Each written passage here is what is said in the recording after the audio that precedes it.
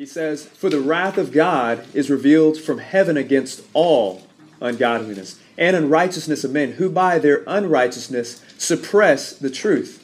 For what can be known about God is plain to them, because God has shown it to them. For his invisible attributes, namely his eternal power and divine nature, have been clearly perceived ever since the creation of the world, in the things that have been made. So they are without excuse. For although they knew God, they did not honor him as God, or give thanks to him, but they became futile in their thinking, and their foolish hearts were darkened. Claiming to be wise, they became fools, and exchanged the glory of the immortal God for images resembling mortal man and birds and animals and creeping things.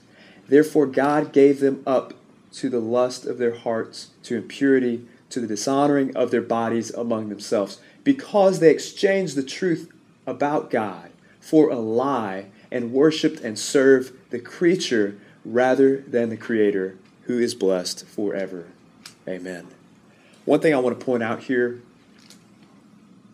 is the imagery we get of idols. That's not something that's foreign. It just may look a little bit different today. There may be a screen in front of us that looks a little bit different than a carved wooden image. It just looks a little bit different, but it's still an idol. It's still a stronghold. It's still an addiction.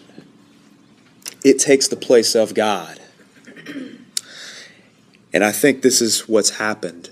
Those who claim to be wise are actually fools. Who claim to know a lot have been misinformed.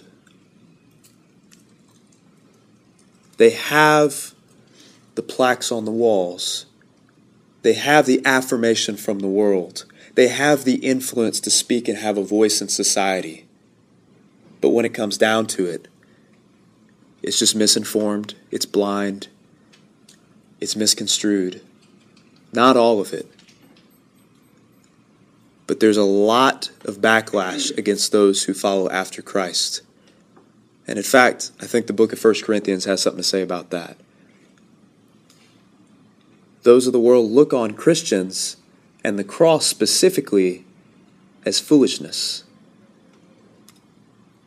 They see the cross as foolishness. They don't understand the purpose of the cross.